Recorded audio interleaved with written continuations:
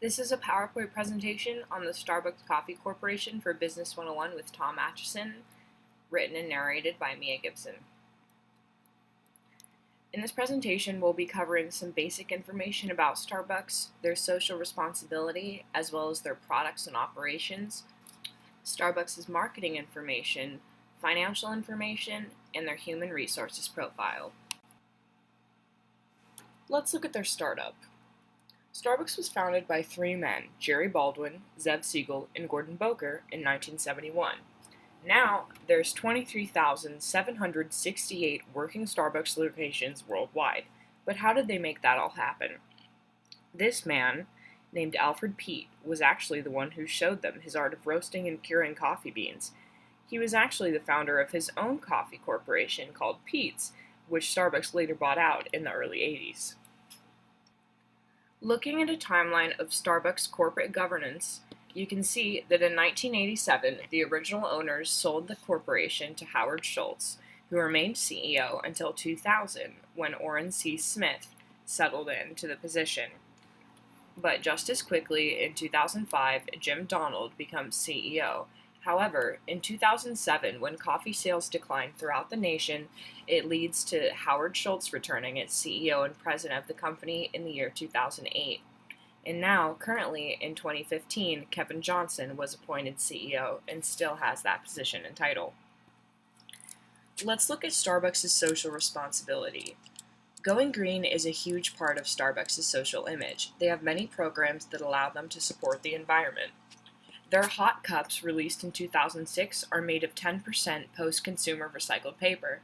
They're also on track to clean energy in stores throughout the states and fully recycled chairs and tables for their store loungewear. Another thing Starbucks does that improves their social image is the College Achievement Plan. By partnering with Arizona State University, Starbucks is able to offer employees who are working 20 hours a week full tuition coverage. You can choose from over 60 degrees from ASU. If you're worried about keeping a C average, which is a requirement, Starbucks also provides 24/7 tutoring for free. Starbucks also has the 100,000 Opportunities Initiative. In 2015, they dedicated themselves to hiring at least 10,000 Opportunity Youths in the States by 2018. But what are Opportunity Youths? OYs are those who are aged from 16 to 24 that aren't in school or are not employed. Starbucks has released that they have hired 40,000 Opportunity Youths at the start of 2017 total and decided to aim for 100,000 OY hires by the year 2020. Looking at their products, it's easy for Starbucks to introduce new ones to their customers because about 87% of adults in the US drink coffee on a regular basis. And when the demand is so high, but you're able to supply, your profit can skyrocket. What are some of the public's favorite products? A lot of Starbucks' products are seasonal, although their customer is always right mindset and high quality service expectations. Most drinks are available year-round, depending on the store you're at and the supplies they have in the back.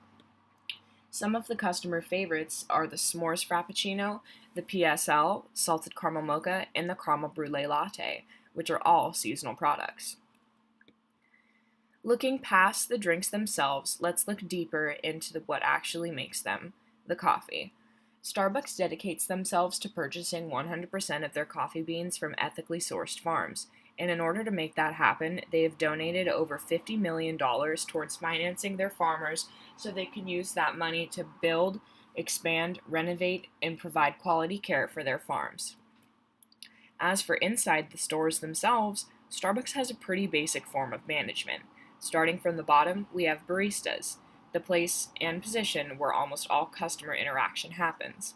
Shift supervisors and shift managers are the employees who are in charge of the store when a store manager isn't around. They can be in charge of scheduling hours, covering shift, and making sure everything runs smoothly. They're also able to function as a barista. Store managers and their assistants must be put through an 8 to 12 month training. They are learning how to handle a multi-million-dollar business after all. They're able to report all store activity to the district managers, who in turn report that information along with any recommendations, popular opinions, or new opportunities to their regional managers. Regional managers are in charge of around 90 to 100 stores at a time. supporting growth in business so that Starbucks can expand well. Moving on to marketing, we analyze Starbucks' version of the 4Ps. For product, Starbucks is mainly known as a coffee business. Based on customer feedback, they've created almost any flavored drink imaginable for their consumers. Of course, they also sell cups, teas, and coffee accessories like mugs and thermoses. As for price, their majority of sales come from beverages. Drinks can range from $1.95 to $5.85 depending on where you are and, of course, what you're ordering.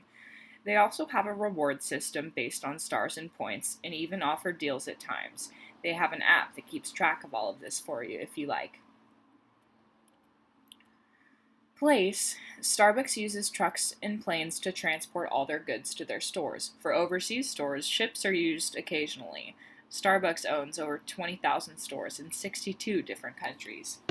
And as for promotion, ads are purchased on social media and even placed on TV and in movies.